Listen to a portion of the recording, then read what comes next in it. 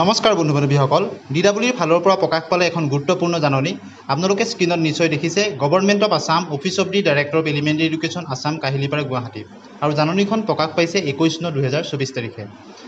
This is for information of all the concern in respect of the special recruitment drive dated 5/8/2024 that out of the total 834 candidates who were earlier kept on hold, the appointment letter of the 486 candidates of general area districts will be released today. অৰ্থাৎ special recruitment driver যি 834জন প্ৰাৰ্থী তেওঁলোকক hold কৰি ৰখা হৈছিলে তাৰে ভিতৰত general এৰিয়াৰ 864জন কেণ্ডিডেটৰ তেওঁলোকৰ এপইণ্টমেণ্ট লেটাৰসমূহ ৰিলিজ কৰি দিয়া হৈছে 21 তাৰিখে and the appointment letter will be able to download their appointment letter যিসকল তেওঁলোক এপ্লিকেণ্টছ আছিল তেওঁলোকৰ এপইণ্টমেণ্ট লেটাৰবিলাক ডাউনলোড কৰিব পাৰিব from the dw.assam.gov.in from 4 PM onwards 21 তাৰিখৰ 4 বজাৰ পৰা তেওঁলোকে ডাউনলোড কৰিব পাৰিব they will be able to submit any grievance related to the correction of the name তেওঁলোকৰ যদি কিবা ধৰণৰ আকৌ কাৰেকশ্যন থাকে গ্ৰিভিয়েন্স থাকে নামৰ সম্পৰ্কত বা ইউডাইজৰ সম্পৰ্কত ইউডাইজ মিছমেচিঙৰ সম্পৰ্কত বা অন্য ধৰণৰ কাৰেকশ্যন বা চেঞ্জ অফ প্লেচ অফ পোষ্টিঙৰ সম্পৰ্কত anything relevant through link will be given on the DW সেই সম্পৰ্কত গ্ৰিভিয়েন্স দিবৰ কাৰণে এটা লিংক প্ৰকাশ কৰা হ'ব Assam website from 22/09/2024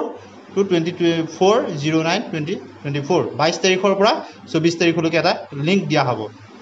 in respect of the candidates who applied against the school of the 6th schedule area যিসকলে 6th schedule এৰিয়াত তেওঁলোকে আবেদন কৰিছিলে the concerned authorities of the 6th schedule area will issue their permanent orders তেওঁলোকৰ appointment লেটাৰসমূহ সেই 6th schedule area authority তেওঁলোক issue কৰিব while in case of the other remaining candidates আৰু অন্য কিবা কাৰণত যদি অন্য কোনো কেণ্ডিডেট থাকি যায় further notice on the website of